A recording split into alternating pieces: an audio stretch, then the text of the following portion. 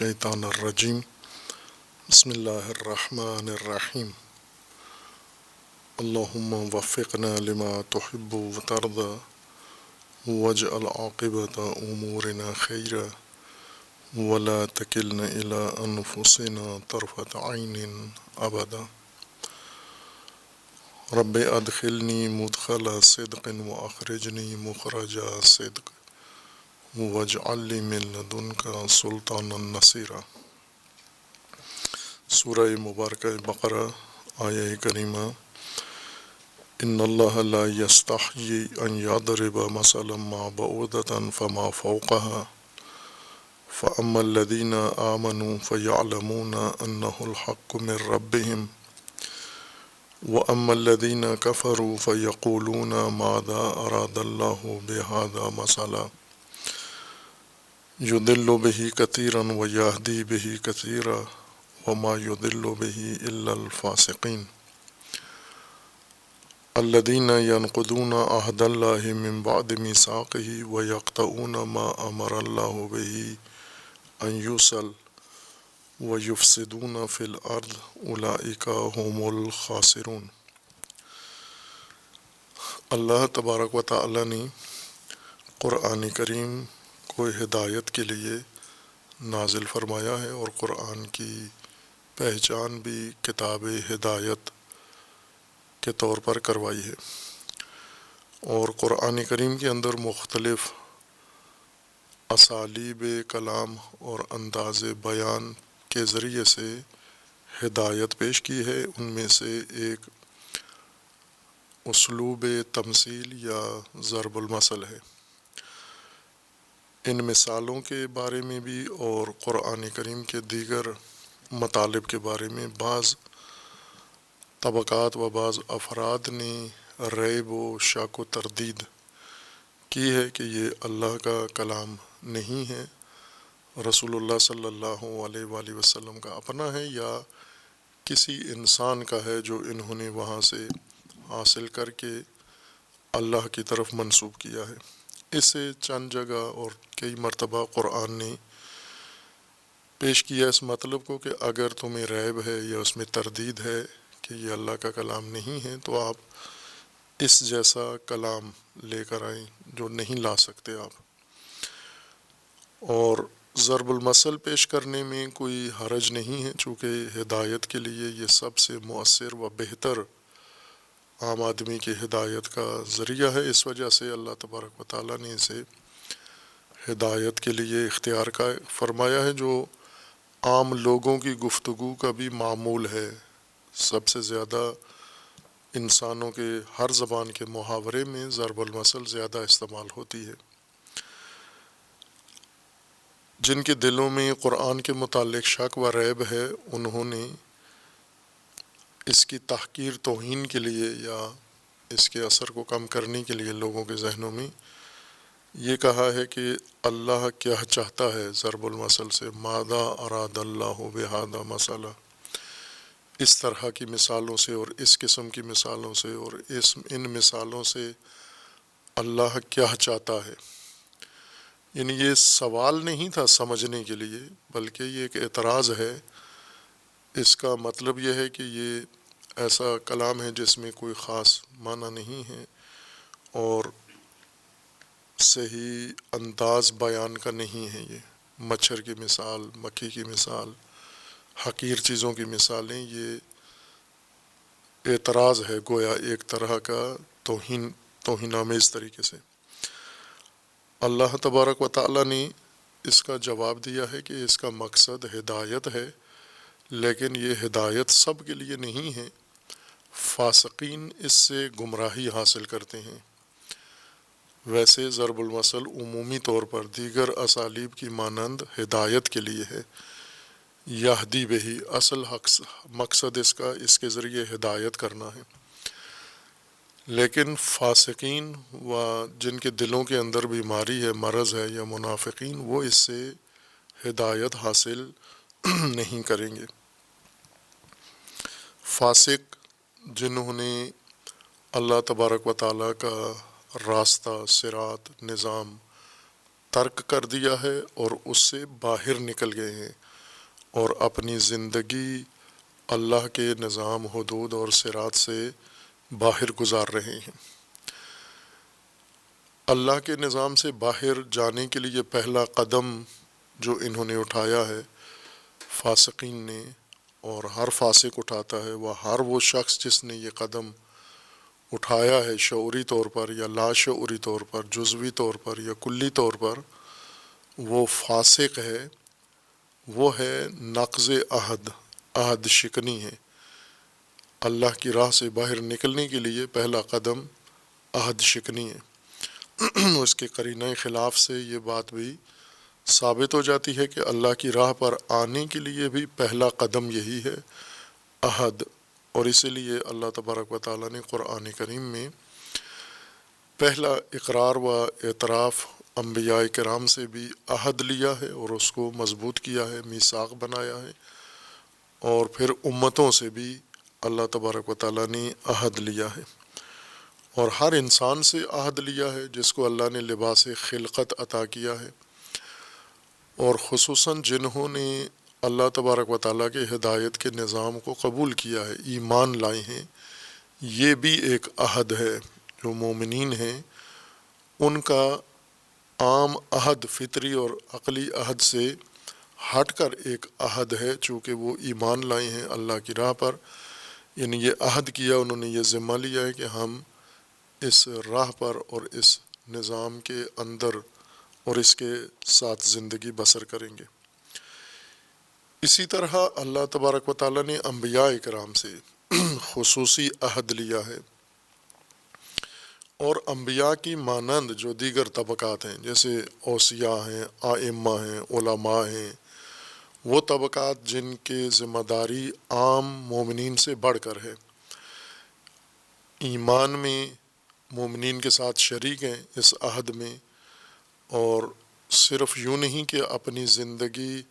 اللہ کے نظام کے اندر بسر کرنی ہے، بلکہ ان کا عہد یہ ہے کہ ہم نے یہ نظام الہی ابلاغ بھی کرنا ہے، اس کو تبیین کرنا ہے، اس کو لوگوں کے سامنے پیش کرنا ہے، اور اس کو اجرا کرنا ہے، وہ نافذ کرنا ہے، عملی کرنا ہے، اور لوگوں کو امر بالمعروف کرنا ہے، نہی عن المنکر کرنا ہے، لوگوں کو اس نظام کے اندر لانا ہے، اس کی طرف دعوت و ارشاد بھی کرنا ہے۔ یہ اضافی عہد ہے انبیاء اور نائبین و اوصیاء اور علماء کے ساتھ۔ اب جو اللہ کی راہ میں آئے گا اپنے درجے کے مطابق، وہ اس عہد کے ساتھ آئے گا۔ عہد ہی پہلا قدم ہوگا خدا کے نظام میں داخل ہونے کے لیے۔ جو باہر جائے گا وہ بھی پہلا قدم یہی ہے کہ عہد توڑ دے گا، جو بنیاد ہے، اصل، چونکہ عہد کا مطلب ہوتا ہے ذمہ داری، حفاظت کی ذمہ داری پابندی کے ساتھ، یعنی مسلسل مرحلہ آخر تک، آخری مرحلے تک اس ذمہ داری کو پابندی سے ادا کرنا۔ یہ ایک امر ہے جو فاسقین کے لیے ذکر کیا کہ وہ عہد شکن ہیں، باہر چلے جاتے ہیں، عہد توڑ دیتے ہیں، باہر چلے جاتے ہیں۔ دوسری خصوصیت ان کے لیے یہ ذکر کی گئی ہے وَيَقْطَعُونَ مَا أَمَرَ اللَّهُ بِهِ أَن يُوصَلَ، عہد توڑتے ہیں، جو ذمہ داریاں ہیں وہ ترک کر دیتے ہیں، پابندی ختم کر دیتے ہیں، جن چیزوں کی حفاظت و تحفظ ان کے ذمہ تھی وہ ترک کر دیتے ہیں، انجام نہیں دیتے، ان امور کو ضائع کر دیتے ہیں۔ اور دوسری چیز یہ ہے کہ اس عہد کے بعد اللہ تبارک و تعالیٰ نے انہیں جن حدود کا حکم دیا تھا اقامہ کرنے کا اور جن روابط کے قائم کرنے کا حکم دیا تھا، وہ سارے روابط قطع کر دیتے ہیں، توڑ دیتے ہیں۔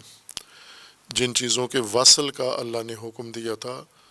ان تمام وصلیات کو توڑ دیتے ہیں، چھوڑ دیتے ہیں، ترک کر دیتے ہیں، اور یہ ان کا دوسرا قدم ہوتا ہے فسق کے لیے۔ وَيَقْطَعُونَ مَا أَمَرَ اللَّهُ بِهِ أَن يُوصَلَ۔ خوب اس کے مفردات واضح ہیں، صرف ایک توجہ ضروری ہے، اور وہ یہ کہ چونکہ اہل علم علماء و طلباء قرآن سے پہلے علوم سے آشنا ہوتے ہیں، علوم کی بعض اپنی اصطلاحات ہیں،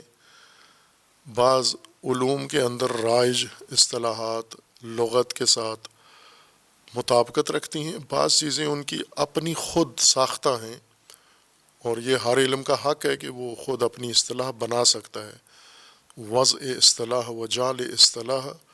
یہ ہر علم کے لیے جائز ہے اور قبول کیا جاتا ہے۔ کسی بھی علم نے اگر اپنی اصطلاح وضع کی ہے تو دوسرے اعتراض نہیں کر سکتے کہ یہ اصطلاح کیوں رکھی ہے انہوں نے، اور وہ اصطلاح قبول کی جاتی ہے اس علم کے اندر اور اس علم سے باہر بھی مانی جاتی ہے۔ یہاں پر جو مطلب قرآن کریم نے اصطلاح استعمال کی ہے وَيَقْطَعُونَ مَا أَمَرَ اللَّهُ بِهِ أَن يُوصَلَ، یقطعون قط سے ہے، وقط علماء و طلباء کے ذہنوں میں یقین کے معنی میں ہے۔ قط و ظن اتنا زیادہ پڑھتے ہیں یہ بات کہ ان کے ذہنوں میں راسخ ہو جاتی ہے یہ بات کہ قط سے مراد یقین ہے، اور اس قط کے مقابلے میں یقین کے باقی درجات ہیں، ظن ہے، گمان ہے، شک ہے، احتمال ہے، وہم ہے، وہ ابحاث جو پوری تفصیل کے ساتھ بیان کی جاتی ہیں۔ لیکن عوام کے ذہنوں میں ایسی چیز نہیں ہوتی، عوام کبھی بھی قط کو بے معنی یقین نہیں لیتے۔ اہل عرب ہوں، لغت عرب کے عوام ہوں، ان کے ذہنوں میں بھی قط کا یہ معنی نہیں ہوتا، اور غیر عرب کے ذہنوں میں دونوں معنی نہیں ہوتے، چونکہ وہ عربی معنی جانتے ہی نہیں ہیں۔ لیکن فارسی زبان میں ہے یہ مسئلہ کہ وہاں قط فارسی کے اندر بھی بے معنی یقین یہ استعمال ہوتا ہے، لیکن قرآن کریم میں ایک دفعہ بھی قط بے معنی یقین استعمال نہیں ہوا، اور لغت میں بھی نہیں ہوتا۔ لغت میں بھی جتنے مشتقات قط کے اہل لغت استعمال کرتے ہیں وہ بے معنی یقین نہیں ہوتے، اور بہت سارے معنی استعمالیہ ہیں ان کے اپنے اصل معنی کے علاوہ بھی اہل لغت یا اہل زبان استعمال کرتے ہیں اس مادہ کو، لیکن اس معنی میں استعمال نہیں کرتے۔ یہ خاص اصطلاح ہے جو علوم نے مقرر کیا اور وہ مراد لیتے ہیں، خصوصاً اصول فقہ نے، اور بطبع اصول فقہ پھر دیگر علوم کے اندر بھی یہ اصطلاح وارد ہوئی ہے، اور یہ اصطلاح بھی متأخر اصولیین کی ہے۔ جو متقدم علماء ہیں ان کے اس میں یقین یا علم ہی کی اصطلاح استعمال ہوتی ہے، وہ اسے قط نہیں استعمال کرتے، یا قط کہہ کر پھر اس کے اقسام آگے بیان نہیں کرتے۔ لیکن جو معنی وہ لیتے ہیں اس کا توجیہ ضروری ہے کہ چونکہ لفظ تو عربی ہے، عربی لفظ کو آپ بے معنی علم و یقین استعمال کرتے ہیں تو کس مناسبت سے کرتے ہیں، کوئی تناسب حتماً اصل معنی کے اندر اور اس اصطلاح کے اندر موجود ہے۔ ہم پہلے اصل معنی دیکھ لیں، قط کا اصل معنی کیا ہے؟ قط کسی چیز کے اتصال کو ختم کرنے کو کہتے ہیں، کاٹنا جس کو کہتے ہیں، کاٹ دینا۔ قط کا مطلب ہوتا ہے کاٹ دینا، کوئی چیز جو متصل ہو، اور اس میں شرط یہ نہیں ہے کہ وہ حتماً مادی چیز ہو۔ اگر مادی چیز ہے، اس کے اندر اتصال ہے، اس اتصال کو ختم کر دیا جائے تو یہ قط کہلاتا ہے۔ اگر مادی چیز نہیں ہے، معنوی امر ہے اور اتصال اس کے اندر ہے، اس کو بھی اگر ختم کر دیا جائے تو اس کو بھی قط ہی کہتے ہیں۔ جیسا کہ خود آیا کے اندر جس معنی میں استعمال ہوا ہے وہ ایک معنوی امر ہے، وہ ہے تعلق، رابطہ۔ تعلق و رابطہ ایک مادی چیز نہیں ہے، معنوی چیز ہے۔ انسانوں کے آپس کے روابط یا مومنین کے وہ روابط جو دین نے مقرر کیے ہیں، ہدایت کے نظام میں دین نے ایک روابط کا نقشہ بنا کر بھی پیش کیا ہے کہ مومنین نے یہ روابط قائم کرنے ہیں، یہ روابط برقرار رکھنے ہیں، یہ روابط بڑھانے ہیں، اور یہ روابط محفوظ رکھنے ہیں۔ جیسا کہ سورہ مبارکہ آل عمران میں اس کی وضاحت کی گئی ہے اور حکم دیا گیا ہے سری، یا ایھا الذین آمنوا اصبروا وصابروا ورابطوا۔ باقی آیات اس کے علاوہ بھی ہیں جہاں یا مادہ وصل کے ساتھ حکم دیا گیا ہے یا مادہ ربط کے ساتھ حکم دیا گیا کہ اس میں رابطو صریح فرمان ہے، اور وہ بھی اس مادہ اور اس صیغہ کے ساتھ جہاں طرفینی رابطہ ہے، یعنی مرابطہ ہے، آپس کے روابط آپ نے قائم کرنے ہیں، مصابرہ و مرابطہ رکھنا ہے اپنی۔ خوب، اس دلیل سے قرآن کریم نے جہاں پر ایمان لوگوں کے لیے پیش کیا ہے کہ آپ اپنی زندگی کے لیے جن امور پر بھروسہ کریں گے، اطمینان کریں گے، اعتماد کریں گے، وہ بھی رابطے سے ہی ہوگا، یعنی سب سے پہلے ان کے ساتھ آپ نے رابطہ قائم کرنا ہے، ربط بڑھانا ہے، ایک اتصال ان امور کے ساتھ آپ نے پیدا کرنا ہے۔ جیسے ایمان باللہ ہے تو اللہ تبارک و تعالیٰ کے ساتھ آپ نے ایک رابطہ رکھنا ہے، اس رابطے سے ہی اعتماد و ایمان و اطمینان آگے پیدا ہوگا، اور جسے آپ ایمان کہیں گے، اور پھر اس کے باقی لوازمات قرآن کریم نے ذکر کیے، لیکن بنیاد وہاں پر بھی رابطہ ہے یا وصل ہے۔ اس کے علاوہ خداوند تبارک و تعالیٰ نے انبیاء کرام انسانوں کی ہدایت کے لیے مبعوث فرمائے ہیں، اور ان کے ساتھ بھی جو تعلق و رابطہ ہے وہ لازمی ہے۔ ایمان، اس کے اوپر بھی ایمان نبیین کے اوپر، رسول کے اوپر، اور وہ ایمان بھی رابطے سے شروع ہوتا ہے کہ آپ نے اپنے زمانے کے یا اپنے عہد کے انبیاء کے ساتھ رابطے سے واصل ہونا ہے، رابطہ قائم کرنا ہے، ربط رکھنا ہے، اور پھر جو کچھ انبیاء لاتے ہیں آپ کے لیے، ما انزل اللہ کی طرف سے دستور، منشور، کتاب، اس کے ساتھ بھی آپ نے ربط میں رہنا ہے۔ یہ از جملہ موارد ہے جس کے ساتھ آپ نے صلہ رکھنا ہے یا ربط رکھنا ہے یا اتصال رکھنا ہے۔ اور اس کے علاوہ جو مجموعی طور پر ما انزل اللہ کے اندر تفاصیل ہیں، جزیات ہیں، جو زندگی کے لیے اللہ تبارک و تعالیٰ نے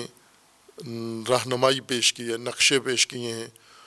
ان سب کو انسان نے اپنانا ہے۔ اپنانے سے پہلے ان کے ساتھ ایک ربط انسان نے قائم رکھنا ہے، اور پھر اسی نقشے یا اسی ہدایت کی تفاصیل کے اندر انسانوں کا آپس میں رابطہ ہے، مختلف نوعیت کا رابطہ ہے۔ ایک رابطہ خاندانی رابطہ ہے، خاندان کے قریب، خاندان کے ماں باپ کا، اولاد کا رابطہ۔ ایک خاندانی رابطہ یعنی قرابتوں کا بڑے سطح پر یا وسیع سطح پر خاندان کا رابطہ ہے،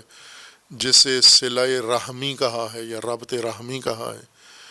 پھر اس کے بعد ایک رابط عمومی ہے، رابط ایمانی ہے، باقی مومنین کے ساتھ رابط قائم کرنا ہے آپ نے، اور اسی طرح پھر ایک رابط انسانی ہے جو مومنین کے دائرے سے بھی وسیع تر ہے۔ یہ وہ سارے روابط کی تفصیل ہے جو اللہ تبارک و تعالیٰ نے قرآن کریم میں ذکر فرمائی ہے، اور یہاں پر اس کو ایک کلی کے طور پر، ایک عام ضابطے کے طور پر ذکر کیا ہے کہ اللہ تبارک و تعالیٰ نے ہدایت کے نظام میں پہلی چیز، ہدایت کا پہلا قدم و پہلی سیڑھی عہد رکھا ہے، اور اس عہد کے بعد دوسری چیز یہ وصل ہے، ربط ہے،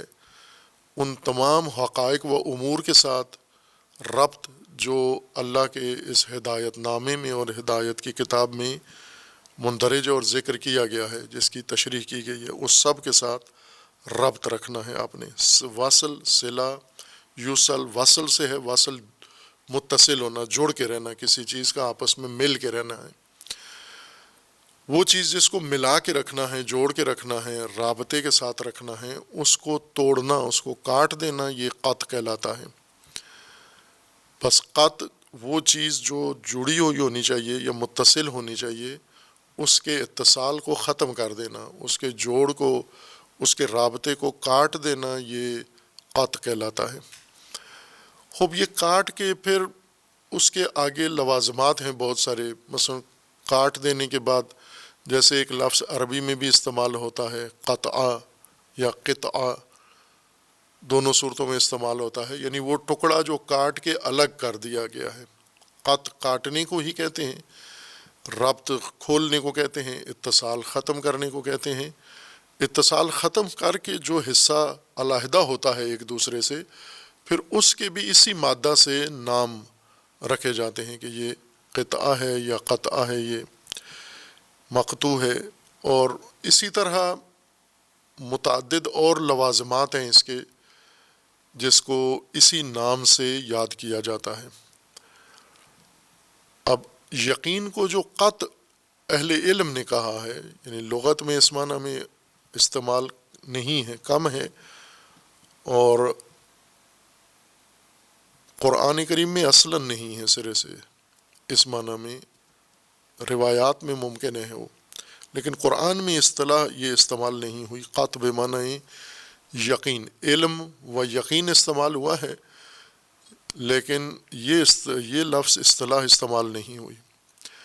لیکن کیوں کہتے ہیں یقین کو قط؟ کیوں کہتے ہیں یقین کو قط؟ اس وجہ سے کہتے ہیں کہ جب انسان کسی حقیقت کے بارے میں یقین پیدا کر لیتا ہے، یا علماء علم اصول کے مطابق قط کا مطلب ہوتا ہے کاشفیت، وہ کشف یا طریقیت تام، کسی چیز کو جب انسان اپنے ذہن میں علم حاصل کرتا ہے، یقین حاصل کرتا ہے، کاشفیت تامہ حاصل ہو جاتی ہے کسی شے کے بارے میں، تو وہ شے دوسری اشیاء سے الگ ہو جاتی ہے، کٹ جاتی ہے، یعنی ایک طریقے سے مکشوف مقطوع ہے، یعنی بریدہ ہے، کٹی ہوئی چیز ہے۔ ان چیزوں سے جن کے بارے میں ابھی قط نہیں ہوئی، کشف نہیں ہوئی، انکشاف تام نہیں ہوا، وہ ایک سلسلہ بن جاتا ہے، اور جس کے بارے میں قط حاصل ہو چکی ہے، یقین حاصل ہو چکا ہے، یہ ان سے الگ ہو جاتا ہے، یہ حصہ یا یہ مطلب یا یہ حقیقت ان باقی حقائق سے علیحدہ ہو جاتی ہے۔ اس وجہ سے اس کو قط کہتے ہیں۔ بس قط کا مطلب کشف کرنا نہیں ہے، قط کا مطلب جدا کرنا ہے، لیکن یہ جدائی چونکہ کشف کے ذریعے ہوتی ہے، اس وجہ سے یہ یہاں پر قط بے معنی کشف یا قط بے معنی یقین استعمال کرتے ہیں۔ یعنی دوسرے لفظوں میں قط، جیسے کبھی کینچی کے ساتھ کسی چیز کو قط کیا جاتا ہے، کبھی کسی مادی چیز اگر ہو، کسی کو چھری کے ساتھ قط کیا جاتا ہے، کسی کو کسی اور آلے سے قط کیا جاتا ہے، کبھی کسی کو علامت سے قط کیا جاتا ہے، کوئی نشانی لگا دی جاتی ہے، کبھی کوئی جیسے راستہ قط کرنا ہے، بیچ میں کوئی پتھر کھڑا کر دیتے ہیں، کوئی ایسی علامت نصب کر دیتے ہیں، وہ اتصال ختم ہو جاتا ہے، کٹ جاتا ہے، جدا ہو جاتا ہے۔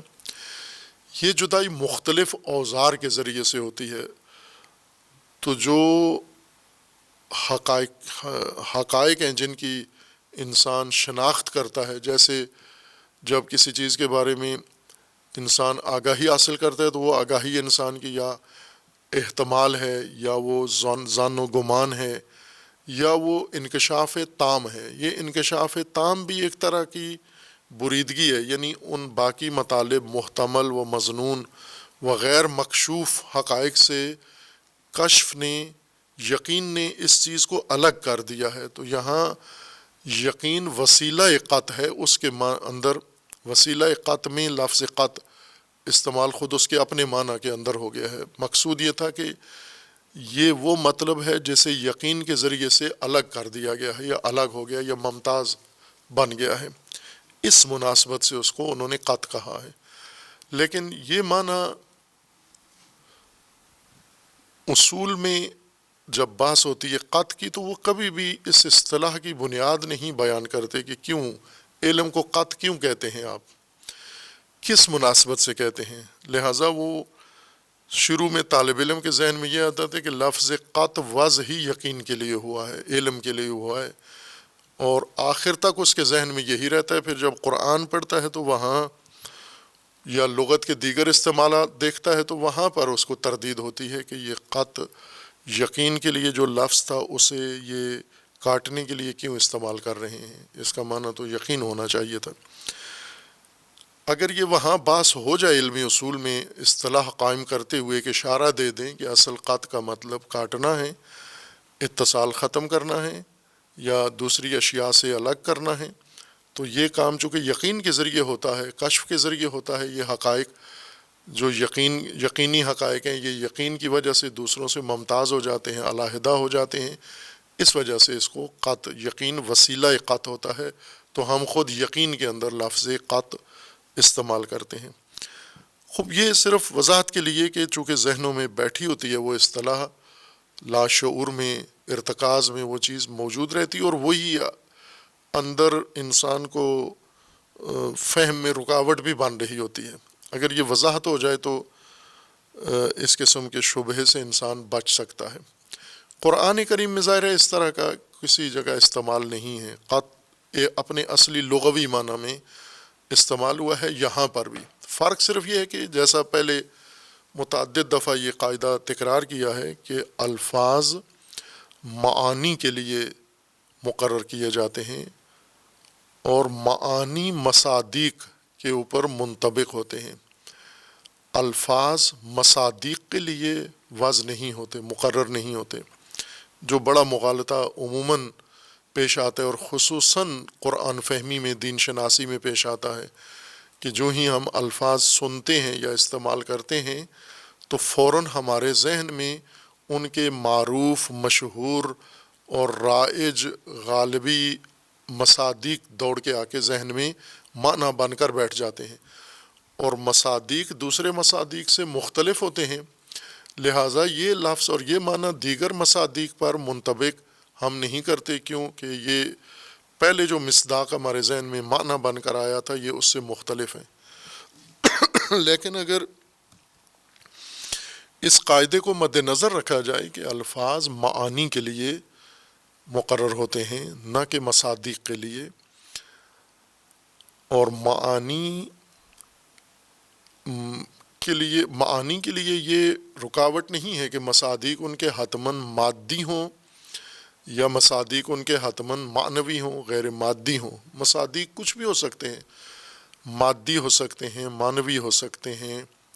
اعتباری ہو سکتے ہیں، فرضی ہو سکتے ہیں، جو بھی مصادیق کے لیے جو ظرف ثبوتی یا جو ظرف لحاظ کیا جا سکتا ہے، اس سارے ظروف میں اس ساری نوعیت کے ساتھ مصادیق ہو سکتے ہیں، جیسے ذہنی مصادیق، فرضی مصادیق، وہمی مصادیق اور علمی مصادیق، مادی مصادیق۔ مادی مصادیق میں مختلف زمینی فلکی مصادیق مثلاً، یا اس طرح کے سارے مصادیق کا دائرہ وسیع ہوتا ہے، تنگ نہیں ہوتا، اور ہمیشہ معنی کے اندر یہ گنجائش رہتی ہے کہ آج جو مصادیق موجود ہیں اگر کل کو ایک نیا مصداق اسی معنی کے تحت آ جاتا ہے تو یہ معنی اس کو بھی شامل ہوگا، اس کے اوپر بھی صدق کرے گا یہ۔ اس لیے لفظ قط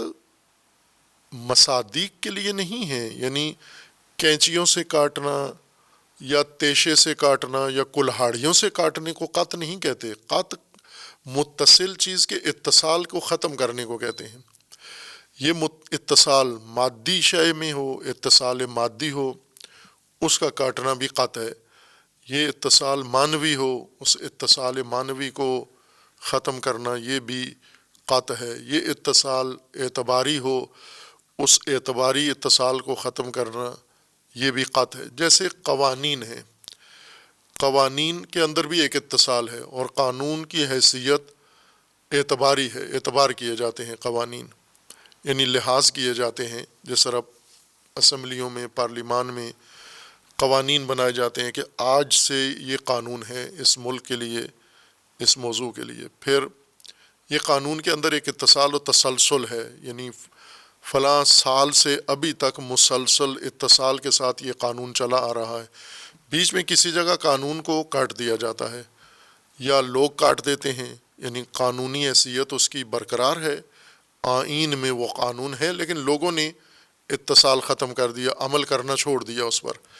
یا اسمبلی نے خود ہی کاٹ دیا اس قانون کو، کہا کہ اب سے یہ قانون اس کے بعد نہیں ہوگا، اتصال ختم اس کا، آج سے نیا قانون بن جائے گا۔ یہ بھی قطع قانون ہے۔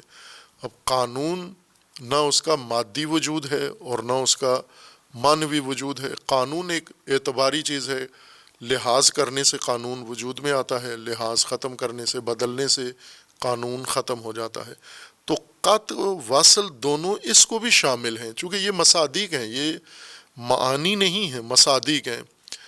قطع کا مطلب ہوتا ہے اتصال ختم کرنا۔ خوب قرآن کریم نے فاسقوں کی ایک علامت یہ ذکر کی ہے کہ یہ قطع ہیں، کاٹنے والے ہیں، اتصال ختم کرنے والے ہیں۔ وہ روابط، وہ تعلقات، وہ رشتے، وہ جوڑ جو اللہ تبارک و تعالیٰ نے نظام ہدایت میں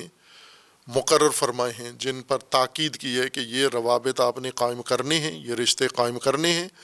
ان رشتوں کو قائم رکھنا ہے، باقی رکھنا ہے۔ اگر برقرار نہیں ہیں تو برقرار کیے جائیں، اگر برقرار ہو گئے ہیں تو جاری رکھا جائے، ان کو ختم نہ ہونے دیا جائے۔ اور تاکید ہے اللہ تبارک و تعالیٰ کی، یہ ایک وسیع خود ایک علم بن جاتا ہے کہ کون سے وہ تعلقات ہیں، کون سے رشتے ہیں، کون سے روابط ہیں جو اللہ تبارک و تعالیٰ نے مومنوں کو حکم دیا ہے برقراری کا، ان کے حفاظت کا اور ان کے قائم رکھنے کا حکم دیا ہے۔ جیسے ہم آج موجودہ سماجی طور پر ہم ایک اصطلاح سے آشنا ہیں، جیسے ہم اپنے ملک میں چونکہ وہ غیر ملکی اصطلاحات ہیں، اپنی زبان کی اصطلاحات رائج نہیں ہیں اپنے ضعف کی وجہ سے۔ مثلاً جو ٹیلی فون روابط ہیں، یہ کمپنیاں ہیں جو مختلف اتصال کے مواقع فراہم کرتی ہیں اپنے گاہکوں کو یا اپنے مشتریوں کو، اس کو عربی میں اتصالات کہتے ہیں۔ مثلا کسی عرب ملک میں چلے جائیں تو وہاں کمیونیکیشن نہیں کہتے، وہاں پر اتصالات کہتے ہیں یا ارتباطات کہتے ہیں۔ یہ وزارت ارتباطات ہے، یعنی ٹیلی فون کا محکمہ، انٹرنیٹ کا محکمہ، یہ سب روابط جو کنیکشن جس کو کہا جاتا ہے، وہ سب روابط کے ذریعے سے یا ارتباطات ہیں۔ یہ اس کو ہم اگر کاٹ دیں، یہ روابط، یہ کنیکشن جن کے ذریعے سے موجودہ ایک مواصلاتی نظام چل رہا ہے تمام ملکوں کے اندر، ایک رابطہ بھی کٹ جائے پوری دنیا کا نظام ختم ہو جاتا ہے۔ آئے دن ہوتا ہے، مخصوصاً جدید ٹیکنالوجی نے جو اتصالات کو، روابط کو، کنیکشنز کو بہت جدید اور پیش رفتہ کر کے فراہم کیا ہے، پوری دنیا کو روابط میں باہم متصل کر دیا ہے، ہر انسان کو ہر انسان سے متصل کر دیا ہے۔ اس میں کچھ روابط ایسے ہیں جو تاروں کے ذریعے سے برقرار ہیں، کچھ روابط تاروں کے ذریعے سے نہیں ہیں بلکہ شعاعوں کے ذریعے سے اور ویوز کے ذریعے سے قائم ہوتے ہیں۔ آئے دن ہم سنتے ہیں کہ مثلاً زیر دریا سمندر کے نیچے گزرنے والی جو بڑی کیبل تھی وہ کٹ گئی ہے، جو مختلف سمندروں کے اوقیانوس کے نیچے سے آ رہی ہے، بچھائی گئی ہے، اور اس کے ذریعے سے ایک بر اعظم دوسرے بر اعظم سے یا مختلف بر اعظم جن کے درمیان ہزاروں لاکھوں کلومیٹر فاصلے پہ سمندر ہوتا ہے، یہ تاروں کے ذریعے سے آپس میں منسلک ہوتے ہیں۔ اور اسی طرح روابط کا ایک اور سلسلہ جس میں کوئی تاریں استعمال نہیں ہوتی، جو سیارچے ٹیکنالوجی نے بنا کے فضا میں چھوڑے ہوئے ہیں، زمین کے مدار میں گھوم رہے ہیں، وہ تاروں کے کنیکشن کے بغیر یہ رابطہ کرتے ہیں، وہ شعاعوں کے ذریعے سے یہ روابط قائم رکھتے ہیں زمین کے ساتھ۔ یعنی کچھ موبائل ایسے سروسز ہیں، ایسی خدمات ہیں موبائل کی کہ یہ شخص جو موبائل کا نمبر ملاتا ہے تو وہ سیدھا سیٹلائٹ سے جا کے سیارے سے ملتا ہے، پھر سیارہ دوسرے جگہ پر، بے شک اسی ملک میں دوسرا ٹیلی فون ہو یا کسی اور ملک میں ہو، وہ سیارہ پھر رابطہ کراتا ہے، بیچ میں کنیکشن سیارے کے ذریعے سے ہوتا ہے، کوئی تار اتصال کا کام نہیں کر رہی۔ خوب دونوں طریقوں سے یہ رابطہ قائم ہوتا ہے، اور یہ اس وقت روابط کی افادیت موجودہ نظام کے اندر،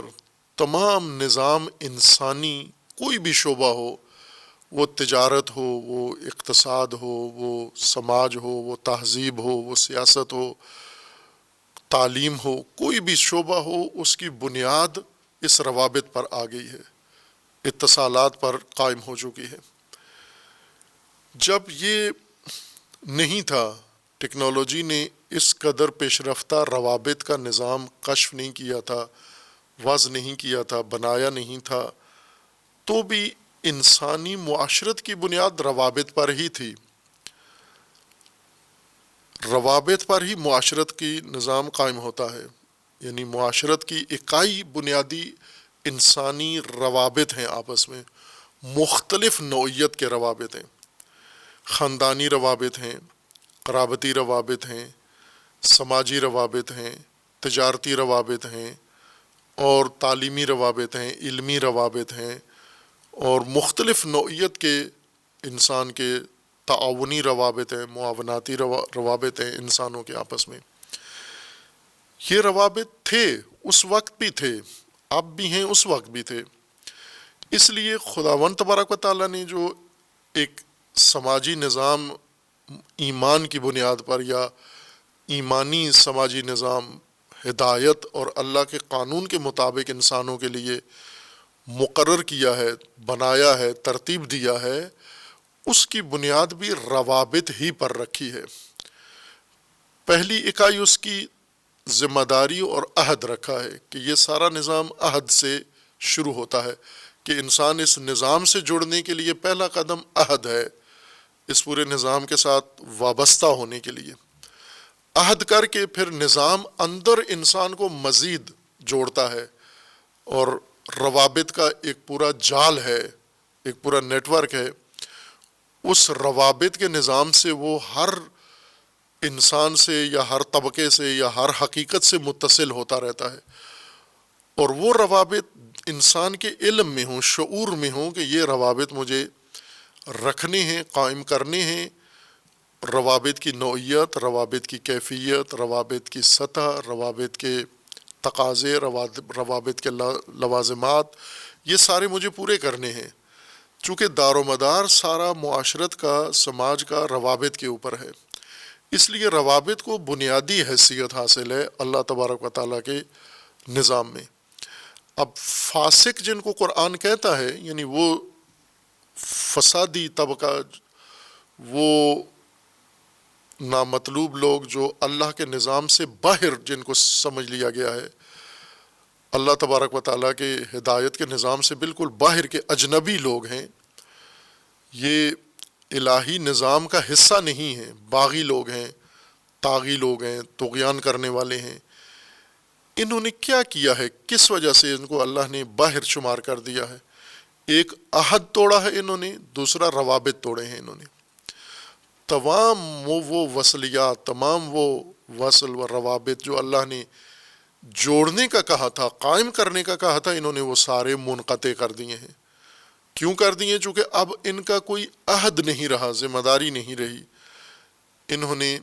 اس عہد سے باہر آ کر دوسرا قدم قطع روابط کیا ہے انہوں نے۔ وَيَقْطَعُونَ مَا أَمَرَ اللَّهُ بِهِ أَن يُوصَلَ، یہ وہ لوگ ہیں جو قطع کرتے ہیں ان چیزوں کو جن کے وصل کا اللہ نے امر کیا ہے۔ ما امر اللہ بہ ان یوصل، یعنی اللہ نے امر کیا، حکم دیا ہے وصل کا، یہ اسی چیز کو جا کر توڑ دیتے ہیں۔ اور ظاہر ہے کہ جب عہد سے نکل آئے ہیں تو یہ روابط ان کے لیے قائم رکھنا ممکن بھی نہیں ہے۔ عہد کے ذریعے، چونکہ انسان مفاد پرست انسان، ہوس باز انسان، جب اللہ کے نظام سے انسان باہر چلا جاتا ہے تو یوں تو نہیں کہ باہر کسی اور نظام میں نہیں ہوتا، یہ بالکل فضا میں، خلا میں معلق ہوتا ہے۔ نہ، دوسرا نظام باہر موجود ہے، طاغوتی نظام موجود ہے، شیطانی نظام موجود ہے، ہوا و ہوس کا نظام موجود ہے، یہ اس کا حصہ بن جاتا ہے۔ اس نظام کے اندر اس کے لیے جو روابط، وہاں بھی روابط رکھتا ہے، لیکن وہ روابط ما امر اللہ بہی نہیں ہے، ان روابط کا اللہ نے امر نہیں کیا، ان روابط کا اس کے نفس نے امر کیا ہے، اس کی خواہش نے امر کیا ہے، اس کی ہوس نے امر کیا ہے، اس کے مفاد پرستی نے اس کو امر کیا ہے۔ مثلا ابھی ہم موجودہ سماج میں ہی دیکھ لیں کہ موجودہ سماج میں انسانی روابط کی بنیاد کیا ہے، وہ عہد نہیں ہے، یا ما امر اللہ بہی نہیں ہے، اللہ نے جن روابط کے قیام کا حکم دیا ہے وہ نہیں ہے بنیاد موجودہ سماج کی۔ روابط ہیں، سب کے روابط ہیں، ہر انسان کے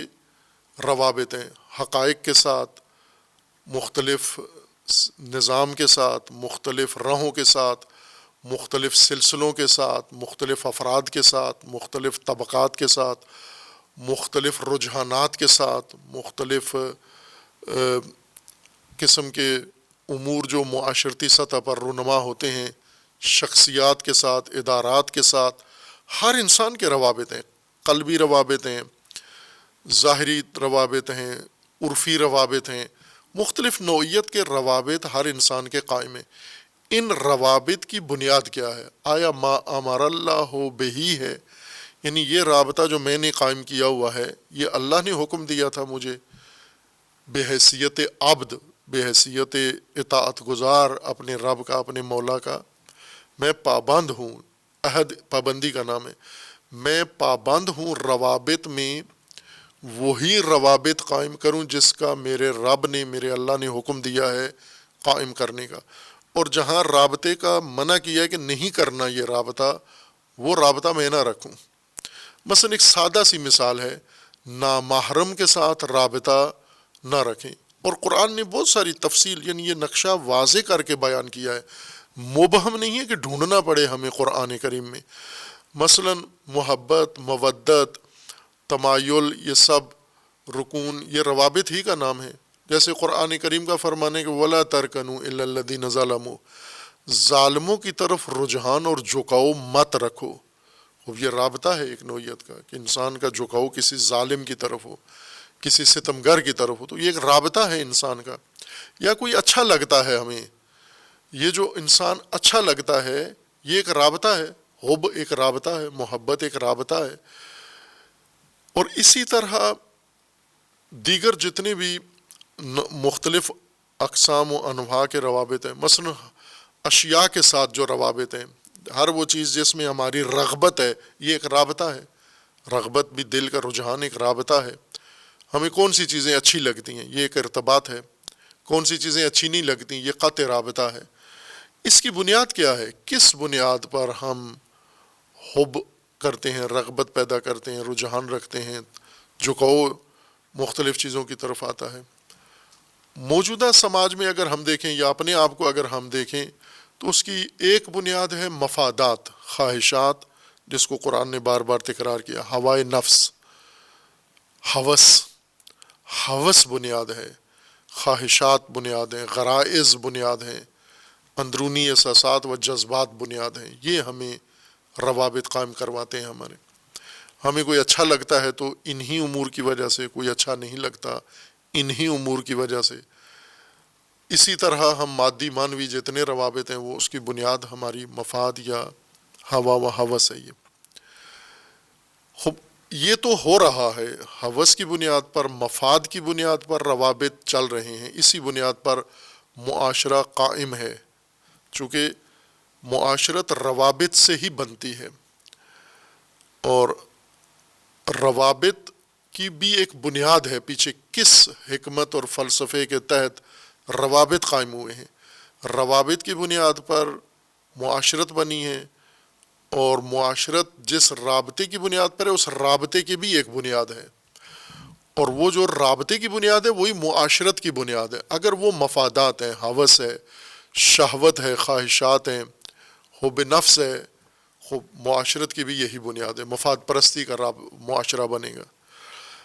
اگر اللہ تبارک و تعالیٰ نے روابط کے لیے جو نظام بنایا ہے، جو اصول بنائے ہیں کہ آپ نے کن چیزوں سے روابط قائم کرنے ہیں، وہ اصول ہیں، قواعد ہیں اللہ تبارک و تعالیٰ کے مقرر کردہ۔ اگر انسان ان امور کے ساتھ رابطہ رکھے، یعنی معاشرہ پورا معاشرتی رابطے کی بنیاد وہ امور ہوں، یہ اصولی معاشرہ کہلائے گا، جس کو عام اصطلاح میں آج کل ہم کہتے ہیں نا بنیاد پرست۔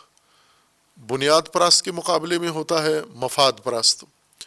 بنیاد پرست یعنی جو بنیادوں کا قائل ہے، بنیادوں کا معتقد ہے، اصول ہیں اس کے، کچھ بنیادی اصول اس نے اپنائے ہوئے ہیں، ان کی بنیاد پر سارے امور انجام دیتا ہے۔ تعلقات، آنا جانا، رفت و آمد، نفع نقصان، اس نے ان اصولوں کی بنیاد پر قائم کیا ہوا، یا ان بنیادوں پر قائم کیا ہوا، اس کو بنیاد پرست کہتے ہیں ہم انسان کو۔ وہ ممکن ہے وہ بنیاد پرستی مذہب دین کے مطابق ہو، فرقے کے مطابق ہو، قرآن کے مطابق ہو، یا اپنی ذاتی کسی تفسیر کے مطابق انسان نے اصول بنا لیے ہوں۔ قرآن کریم نے یہ روابط کا خوبصورت نظام مقرر کیا ہے۔ ہم نے جو دین میں ناقص شناخت کی ہے، اس ناقص شناخت میں سے ہمیں دین میں سے صرف عبادتیں یا ثواب کے جو وسیلے نظر آئے ہیں وہ ہم نے نکال لیے ہیں،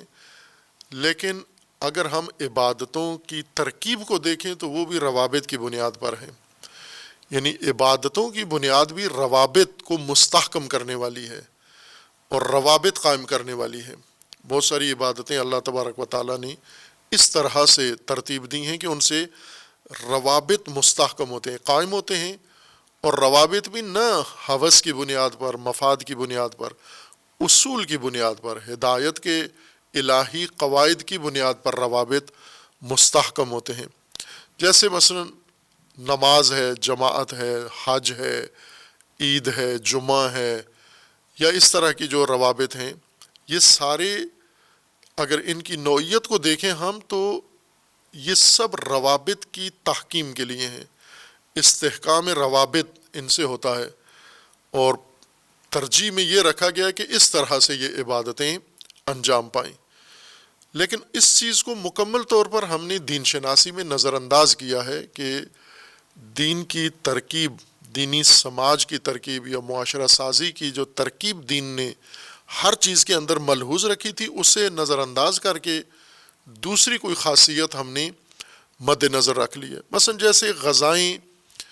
انسان اللہ تبارک و تعالیٰ نے غذاؤں میں دو چیزیں رکھی ہیں، ایک طعم رکھا ہے مزہ، اور ایک غذائیت رکھی ہے، لیکن انسان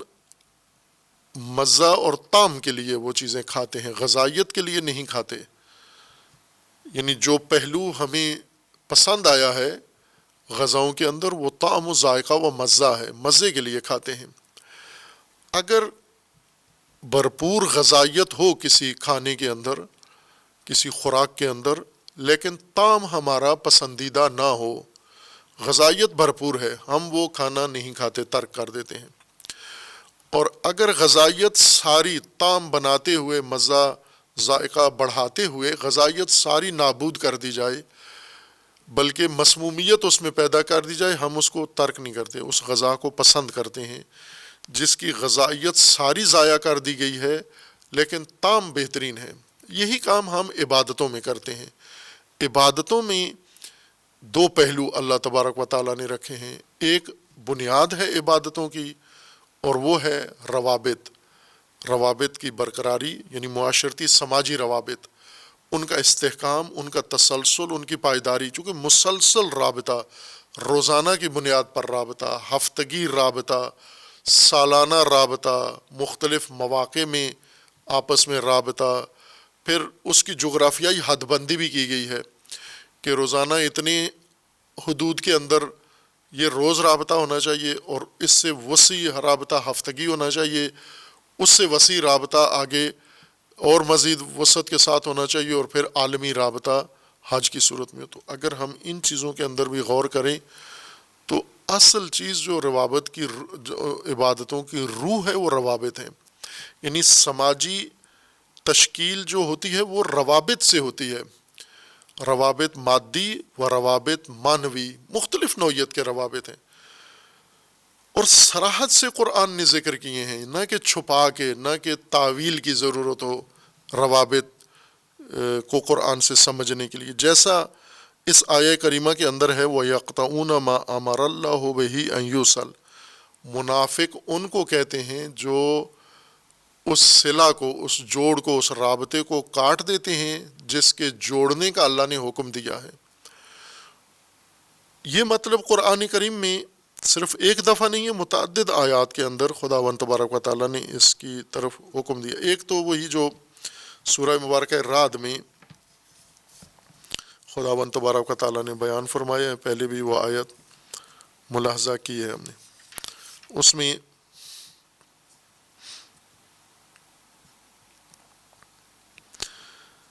اولو الالباب قرآن کریم نے جن کو کہا ہے، ان اولو الالباب صاحبان خرد، یعنی معاشرے کے عقل مند لوگ، خرد مند لوگ اولو الالباب ہیں۔ سورہ رعد میں آیا 19 کے بعد کے جو آیات ہیں، افمن یعلم انما انزل الیک من ربک الحق کمن هو اعمی انما یتذکر اولو الالباب، یعنی یہ بات کہ وہ لوگ جو اللہ کی طرف سے جو وحی نازل ہوتی ہے اسے حق سمجھتے ہیں، جانتے ہیں، اور وہ لوگ جو بے بصیرت ہیں،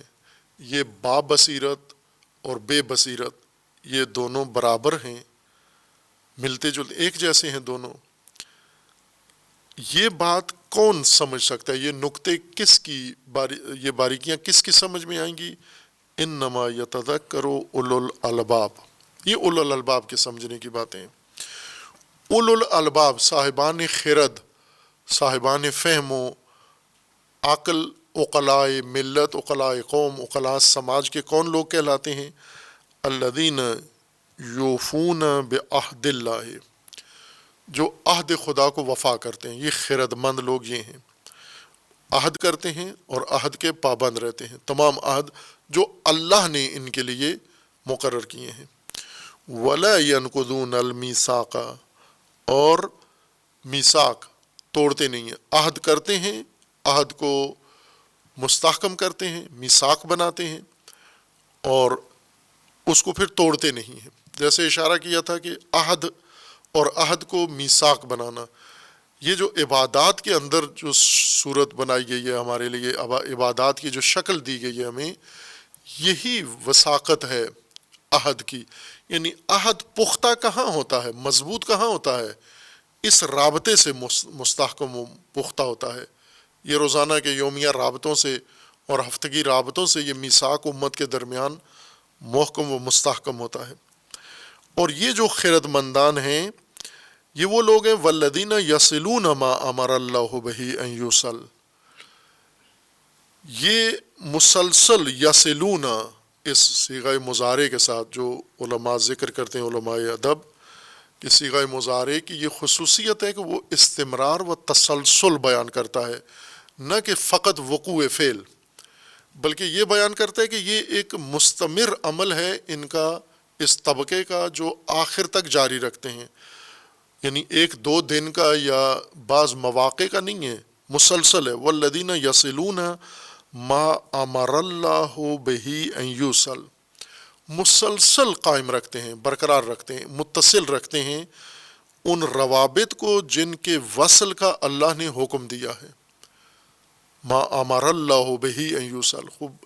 ما امر اللہ بہ ان یوصل، جن کے وصل کا اللہ نے حکم دیا، امر کیا ہے۔ خوب، یہاں فقہا کا کام ہے، فقہ کی ذمہ داری یہی ہے کہ امر اور نہی خدا نکال کے لوگوں کو بتانا۔ یہ ما امر اللہ بہ یوصل یہ کیا ہے؟ یہ تفاصیل،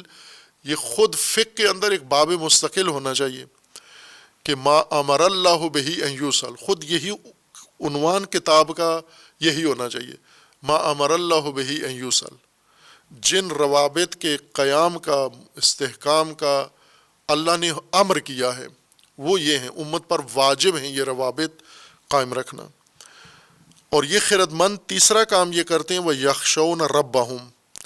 یہ اپنے رب کی پرواہ کرتے ہیں۔ خشیت کو عموماً خوف کے معنی میں لیا جاتا ہے، نہ خوف بعد میں آ گیا، وہ یخافون سوء الحساب، اپنے حساب کے دن سے ڈرتے ہیں لیکن اللہ کی خشیت رکھتے ہیں، یعنی پرواہ کرتے ہیں یہ۔ اور اس کے بعد ہے والذین صبروا ابتغاء وجہ ربہم، استقامت دکھاتے ہیں، وَأَقَامُوا الصَّلَاةَ وَأَنفَقُوا مِمَّا رزقناہم سرا وعلانیہ ویدرؤون بالحسنۃ السیئۃ اولئک لہم عقبی الدار۔ پھر اس کے بعد ان کی اخروی منازل اور ان کا صلہ و اجر ذکر کیا گیا ہے، اور اس کے بعد آیا 25 میں ہے والذین ینقضون عہد اللہ من بعد میثاقہ ویقطعون ما امر اللہ بہ ان یوصل، اور ان کے مقابلے میں وہ لوگ جو عہد بھی توڑ دیتے ہیں، خرد مندوں کے مقابلے میں احمق لوگ، نادان لوگ، اولو الالباب کے مقابلے میں، یعنی وہ جو فاقد لب ہیں، غیر اولو الالباب، بے عقل لوگ، ناسمجھ لوگ، اعمیٰ اور اندھے احمق لوگ، سفی لوگ، ان کا طریقہ زندگی کیا ہے؟ ان کا یہ ہے کہ عہد خدا توڑ دیتے ہیں میثاق کے بعد، وَيَقْطَعُونَ مَا أَمَرَ اللَّهُ بِهِ أَن يُوصَلَ، جس چیز کے وصل کا اللہ نے حکم دیا دقیقاً اس کو توڑ دیتے ہیں، اس رشتے کو، اس رابطے کو، اس تعلق کو، وَيُفْسِدُونَ فِي الْأَرْضِ، اور فساد کرتے ہیں زمین پر، اولئک لہم اللعنہ ولہم سوء الدار، ان پر لعنت ہے، یہ ملعون لوگ ہیں، یہ محروم و باعث محرومیت لوگ یہ ہیں، یعنی معاشرتی محرومیتیں ان کی وجہ سے ہیں۔ مثلا ہم ابھی اپنے معاشرے کو، موجودہ معاشرے کو دیکھیں جو محروم ترین معاشرہ ہے، ہر پہلو سے، مادی اور معنوی نعمتوں سے محروم معاشرہ ہے۔ کس نے کیا اور کیوں ہوا ہے؟ باوجود عبادتوں کے، باوجود نیک لوگوں کے، کہ یہ بات مسلمات میں سے ہے، اس کے اوپر عالمی سروے بھی موجود ہیں، اس کے اوپر مشاہدات بھی گواہ ہیں، اس کے اوپر تجربات بھی گواہ ہیں، اور کوئی بھی آدمی اس کی تصدیق کر سکتا ہے کہ ہمارے ملک میں، ہماری قوم میں جتنا نیکی کا رجحان ہے اتنا دنیا بھر میں کہیں بھی نہیں ہے۔ مجموعی طور پر بے حیثیت قوم، اس قوم کے اندر نیکی کا رجحان، بھلائی کا رجحان باقیوں سب سے زیادہ ہے، اور کرتے بھی ہیں۔ اور اس کی دلیل یہ ہے کہ مثلاً قربانی ابھی گزری ہے، چند دن پہلے عید قربان گزری ہے، ہم یہاں پر قربانی کے لیے جتنے جانور کاٹے گئے ہیں ان کا تناسب دیکھیں کہ کتنے کاٹے گئے ہیں، اور حج کے برابر ہی کاٹے گئے ہوں گے، حج سے زیادہ نہ ہو تو کم نہیں ہوں گے۔ اس کو اعداد و شمار کیے جا چکے، آج کل موجود ہیں یہ اعداد و شمار، ملکی بھی اور حج کے بھی، یا پوری باقی دنیا کے بھی۔ اسی سے اندازہ ہو جاتا ہے کہ ان لوگوں کے اندر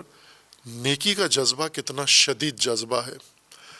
اور اتنے شدید نیک جذبے اور نیک کاموں کے بعد بھی ان کی محرومیت ہر ایک سے زیادہ ہے۔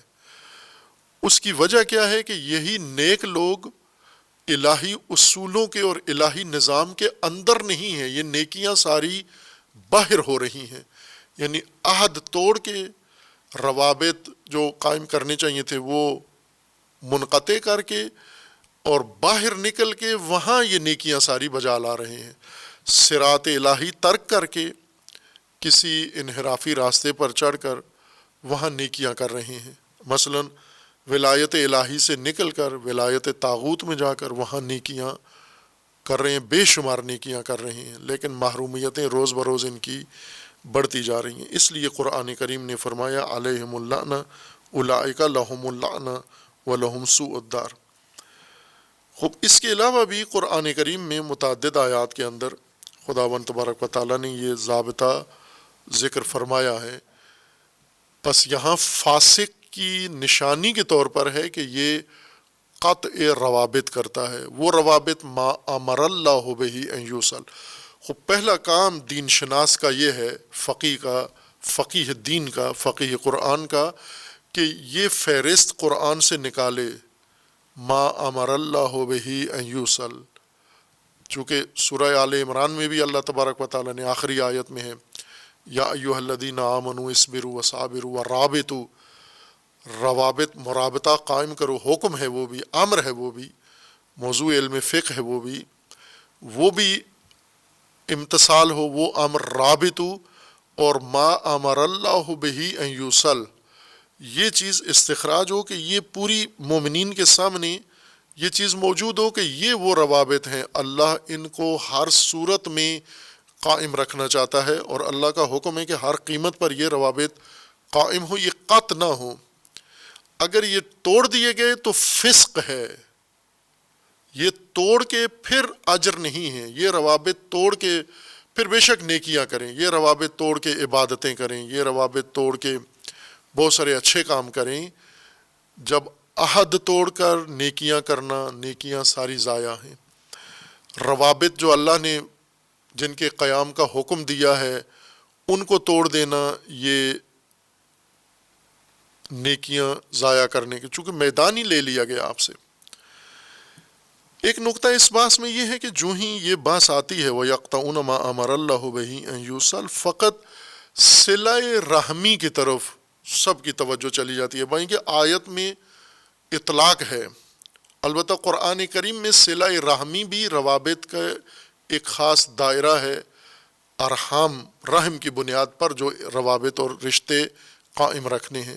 لیکن یوں نہیں کہ جہاں بھی صلہ قط و وصل کی بات آئے وہاں صلہ رحمی حتماً مراد ہے، یعنی رشتہ داریاں و قرابت داریاں، کہ بعض علماء ان کو قرینہ قرار دیتے ہیں اس قسم کے اطلاقات کے لیے۔ یہ اطلاقات ما امر اللہ بہ ان یوصل یہ عمومیت رکھتے ہیں، وہ مصداق ہے اس عموم کا، نہ کہ مخصص ہے اس عموم کا۔ یوں نہیں اس آیت کو اٹھا کے اس آیت کے ساتھ رکھیں کہ یہاں پر اگرچہ رحم کا ذکر نہیں ہے لیکن مراد یہ ہے چونکہ دوسری آیت میں رحم کا ذکر بھی آیا ہے، نہ، وہ مصادیق میں سے ہے، اس کے یعنی ما امر اللہ بہ ان یوصل، وہ روابط جو اللہ نے قائم کرنے کا حکم دیا ہے، امر کیا ہے، ان میں سے ایک حصہ یا ایک مصداق صلہ رحمی ہے، یعنی رحم کی بنیاد پر جو روابط ہیں، رشتہ داری کے، قرابت داری کے، خاندانی روابط۔ لیکن سارے روابط رحمی نہیں ہیں، روابط عمومیت رکھتے ہیں، اور ان کی تشریح روایات میں بھی ہے اور قرآن کے اندر بھی موجود ہے، خصوصاً سورہ آل عمران کی آیت، اس میں عطا صلہ کا لفظ بھی نہیں ہے، تاکہ جہاں صلہ ہے ساتھ رحمی ہم خود لگا لیں، وہاں رابطو ہے، اسبرو و صابرو و رابطو، مرابطہ ہے، باہمی مرابطہ، آپس میں ایک دوسرے کے ساتھ مرابطہ ہے، یعنی سماجی رابطہ، اجتماعی رابطہ، معاشرتی رابطہ اور امت کا رابطہ جو بنیاد بنتی ہے اللہ کے نظام کو برپا کرنے کے لیے۔ پس قطع روابط، وہ تمام روابط جن کو اللہ قائم کرنے کا حکم و امر کر رہا ہے، ان کا قطع کرنا یہ فسق ہے، یہ دین سے خروج ہے، دین سے باہر جانا ہے، اور جو دین سے باہر جاتا ہے اسے قرآن بھی گمراہ کرتا ہے، وہ قرآن اور دین سے مزید گمراہی اس کے اندر پیدا ہوتی ہے، وہ نہیں ہدایت پاتا۔ ہدایت متقی حاصل کرتا ہے، ذالک الکتاب لا ریب فیہ ھدی للمتقین۔ تقویٰ حفاظت ہے، حفاظت ان چیزوں کی، اس عہد کی حفاظت اور ان روابط کی حفاظت اور اللہ کے نظام کے اندر حفاظت، اس کے اندر رہنے کی حفاظت یا اس نظام کی حفاظت تقویٰ ہے۔ جب انسان اس نظام کے اندر ہو قرآن ہدایت ہے، ورنہ خود قرآن سبب ضلالت ہو جائے گا۔ یضل بہ کثیرا وما یضل بہ الا الفاسقین، ان فاسقوں کو خدا قرآن کے ذریعے گمراہ کرتا ہے جو عہد توڑتے ہیں اور جو روابط ختم کرتے ہیں جن کے برقراری کا اللہ نے حکم دیا ہے۔ وصلی اللہ علی محمد وآلہ الطیبین۔